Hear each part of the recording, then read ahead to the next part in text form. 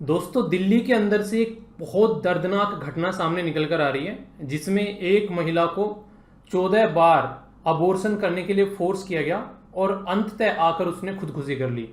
ये एक ऐसी न्यूज़ है जो कि सारे न्यूज़पेपर के द्वारा कवर की गई है। द हिंदू के अंदर 8 घंटे पहले ये पूरी स्टोरी कवर की गई है।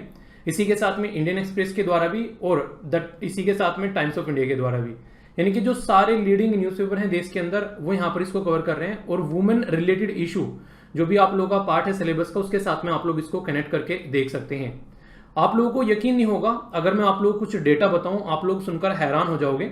हमारे देश के अंदर में, मैं ओनली इंडिया का डेटा बता रहा हूं आप लोगों को, 2010 से लेके 2013 तक जब हमारे देश में इंडियन एनुअल हेल्थ सर्वे प्रस्तुत किया गया, उसमें ये डेटा निकल के आएगा कि 15 से लेके 58 साल की एज के बीच की लगभग 18 लाख महिलाओं के द्वारा अबॉर्शन कराया गया।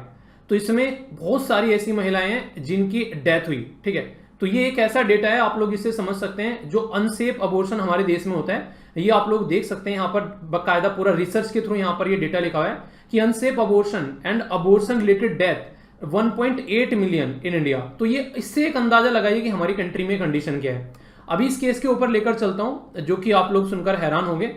अभी था क्या, यहाँ पर एक महिला है, उस महिला का डाइवोर्स हो चुका है लगभग 8 से 9 साल पहले।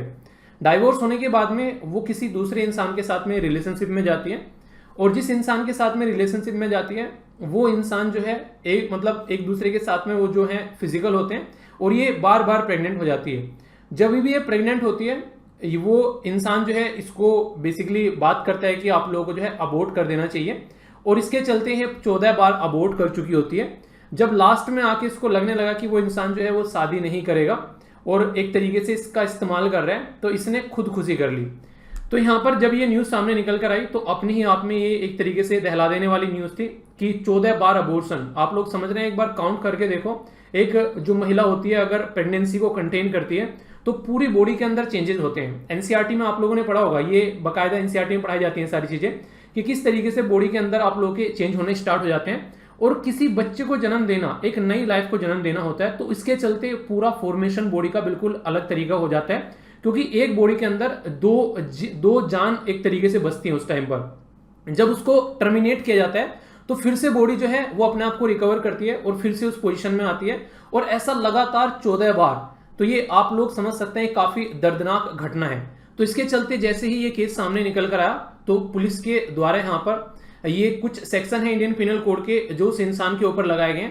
306 यहाँ पर ये है बेसिकली सुसाइड का, इसी के साथ में 376 ये रेप का है, और 313 ये मिसकैरेज विदाउट वुमेन कंसेंट, यानी कि फोर्स किया जा रहा है उसको ये अपना जो अबॉर्ट कराने के लिए। तो भारतीय दंड संहिता के तहत यहाँ पर इसके ऊपर ये आरोप लगाए गए हैं।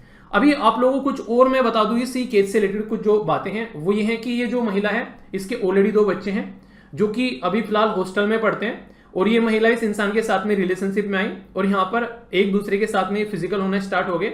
ये सारी चीजें जो चलती रही इस महिला के घर वालों को बिल्कुल भी नहीं पता था।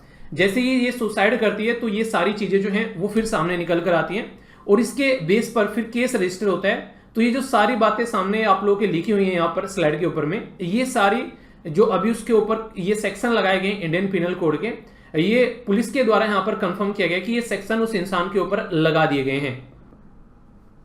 जब मैंने पूरा आर्टिकल यहाँ पर ये पढ़ा द हिंदू न्यूज़पेपर के अंदर और इंडियन एक्सप्रेस के अंदर भी, तो एक पॉइंट मुझे यहाँ पर जो लगा आप लोगों के साथ में डिस्कस करना चाहिए, वो था यहाँ पर इस वुमेन का, इस लड़की का बेसिकली बेरोजगार होना। यानी कि यहाँ पर लिखा हुआ है कि ये वर्क नहीं कर रही थी और इसका सारा खर्चा जो है वो पर्टिकुलर इंसान उठा रहा था, जो कि इसका हस्बैंड नहीं था। क्यों?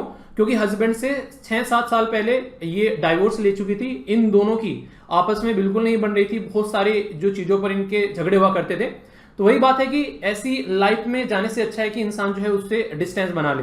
तो इसके चलते फिर यहाँ पर ये एक इंसान के कॉन्टेक्ट में आती है, तो फिर एक दूसरे से शादी का वादा करते हैं, पर वो इंसान बार बार फिजिकल रिलेशन बना रहा है, और जब भी शादी की बात आ रही है तो यहाँ पर उसको फिर से बहला फुसलाकर अबॉर्ट करने के लिए मना ले रहा है। तो लास्ट में आकर इसने बेसिकली ये रास्ता चूज किया कि अब इससे ज्यादा और नहीं सहन कर पाऊंगी, और इसने बेसिकली सुसाइड कर ली। तो यहाँ पर ये पूरा आर्टिकल जब द हिंदू के द्वारा कवर किया जाता है, कोई भी सुसाइड से रिलेटेड आर्टिकल, तो एक बात मुझे अच्छी लगती है द हिंदू की, और इसी के लिए द हिंदू को अवार्ड भी मिला हुआ है। ये एक पर्टिकुलर ये आप लोगों को हेल्पलाइन नंबर देते हैं, जो कि मैं आप लोगों को बता रहा हूं, आप लोग भी चाहो तो इसको नोट डाउन कर सकते हो। 01140769002। ये मंडे से लेके सैटरडे तक चलती है हेल्पलाइन नंबर। 10 से लेके 7:30 बजे तक यहाँ पर कॉल की जा सकती है। अगर किसी के मन में भी यहाँ पर कोई ऐसे ख्याल आते हैं कि यार सुसाइड करने का मन है, और कुछ भी ऐसे ख्याल आते हैं कि यार जिंदगी में मतलब एक तरीके से डिप्रेशन चल रहा है और इंसान ऐसे रास्ते अख्तियार कर लेते हैं कई बार, तो ये हेल्पलाइन आप लोग उनके साथ में शेयर कर सकते हैं। इससे हो सकता है 2-4 लोगों का फायदा हो जाए। क्योंकि यार मुझे ऐसा लगता है ये एक ऐसा मोमेंट होता है सुसाइड का, हर एक इंसान की जिंदगी में कभी ना कभी जरूर आता है।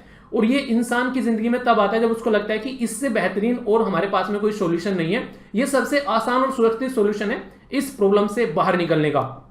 इसमें मैं आप लोगों को एक अपने फ्रेंड की स्टोरी सुनाता हूं। नॉर्मली क्या है कि एक तरीके से आप लोगों ने देखा होगा, कई बार जब दोस्त होते हैं वो एक दूसरे के साथ में बातें करते हैं तो वे नॉर्मल रहते हैं, पर लेकिन कुछ ऐसे लोग होते हैं कई बार डिप्रेशन में आके कॉन्टैक्ट तोड़ लेते हैं। तो एक फ्रेंड था मेरा, उसके पास में मैंने कॉल किया तो उसने बोला कि, मैंने कहा क्या कर रहे हो, वैसे ही रैंडमली कॉल मिला लिया। तो उसने बोला कि ऐसा कुछ नहीं यार, अभी थोड़ा सा बाहर जा रहा था, तो खेतों की तरफ को जा रहा था। तो मैंने बोला कि ठीक है मैं भी आ रहा हूँ, काफी दिन हो गए मिलते हैं। तो वो कहने लगा ठीक है आ जाओ।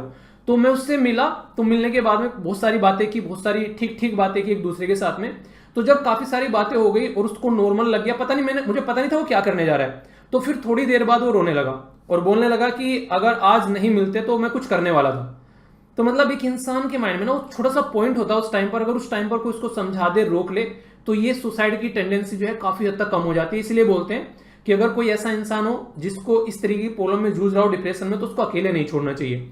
तो बहुत सारी ऐसे सुसाइड के केसेस निकल कर आते हैं जिनको हम रोक सकते हैं। और अभी कोविड-19 के टाइम पर इनकी संख्या बहुत ज्यादा बढ़ गई थी यार। तो अगर आप लोगों को ऐसा दोस्त है, कोई यार दोस्त, रिश्तेदार, छोटा भाई बहन, तो उसको जरूर सपोर्ट कीजिए, खासकर उस टाइम पर जब वो डिप्रेशन में हो थोड़ा सा, ठीक है। तो ये तो कुछ बातें, आई होप कि आप लोगों को चीज समझ में आई होगी। फीडबैक जरूर देना कैसा लगा वीडियो। नेक्स्ट वीडियो में मिलता हूं, तब तक के लिए जय हिंद।